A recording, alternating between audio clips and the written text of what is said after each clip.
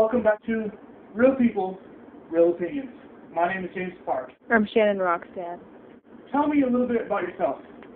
Well, I wasn't raised Adventist. We were raised, my dad's Christian, and my mom was kind of non-denominational. She believed in the greater good sort of deal. So we had 3 versions of the Bible, a Hindu book, Buddha's statue, and then whatever other, and then like the Tao of Pooh hanging around the house. And we weren't, yeah, the Tao of Pooh.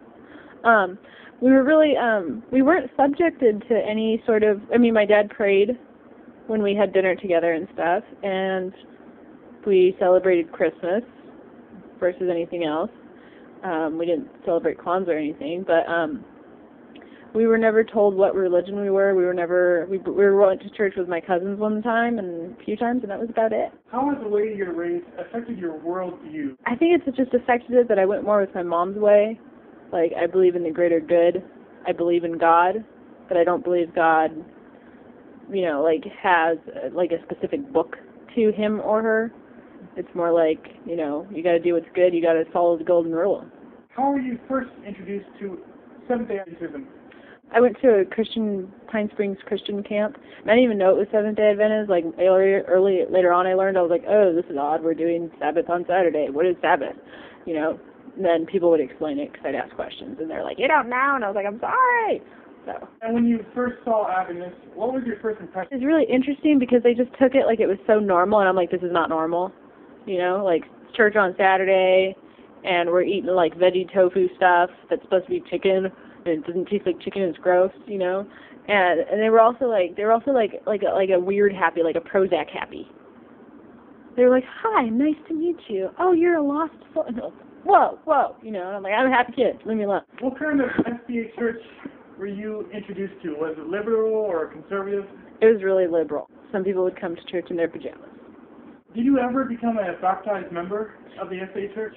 Yeah, I was baptized, but it was more like, it wasn't so much that I had like a religious overpouring or anything like that. I felt like I had been going to church long enough, and it's like, once you go to church long enough, you get baptized, you move on and continue. And I guess I was kind of hoping you'd kind of get like a little spark of this is what it is, after you got baptized, but that didn't happen. Nothing, really changed. Did life get harder or easier after baptism? It kind of stayed the same. I was still in the middle of high school, so I just went through high school, and obviously it got harder after high school, but that's, logically you're going to be like, well, you're going to college, it's going to get harder. So, you got bills to pay now. Did you ever get involved in the Adventist church? I was really involved in the church that, I physically went to. We did a lot of stuff, but it was really hard for me to stay involved because, Sabbath is supposed to be your day of rest and everything, but it felt like work to keep up with everybody.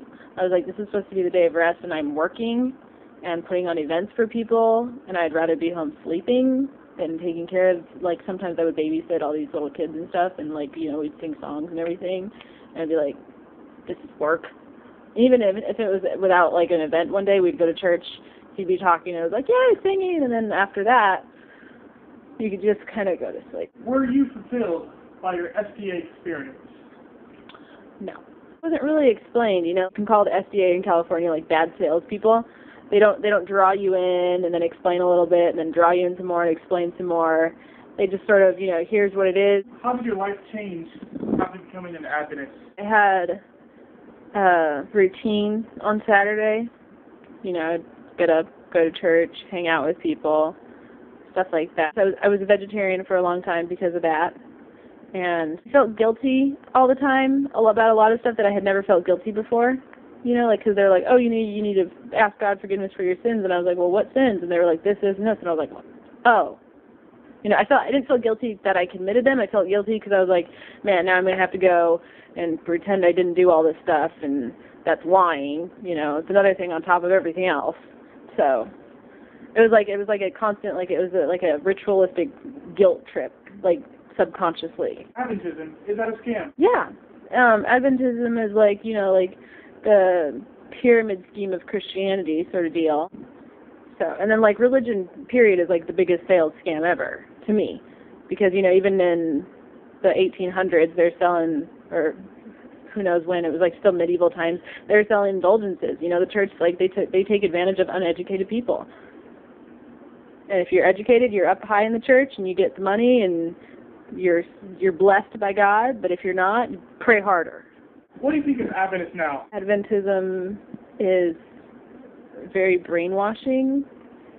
But, you know, you can't lie. They've made some good schools. They've made education. They've made it kind of look desirable, especially with colleges and everything.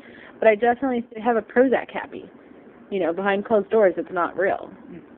Like, go to their house and you're still just like, you know, what are you hiding in yourself that you're not letting go because of this religion? But clearly you need to let go because you're going to have an aneurysm soon or beat somebody. What is Ellen G. White? As far as I understand, Ellen G. White is the prophet for Seventh-day Adventism, but I also understand that she stole a lot of someone else's writing from a Mormon guy. So, like, what was it, like 83% of her writings are not real? Within your church, would you consider yourself a conservative or a liberal? I was looked at as a little bit conservative just because of the fact that, you know, in high school, people are experimenting with sex, drinking, drugs, and I wasn't. But that's just because, you know, I didn't have the opportunity. I was too lazy to do it, you know. Like, when I go home, I'm going to watch TV, I'm going to have something to eat. And I was just conservative in that way, and I was also considered conservative at high school. So, but now I'm not, but I'm also still conservative in a lot of other ways. When was the last time you went to an SDA church? 10 months ago. It lacked a lot of realness. I mean, they tried to make it real, you know, everyone, Seventh-day Adventists especially, they're like, we know the real world out there, and we know what's going on, we'll help you. And you're like, okay, and then you're like, you did it.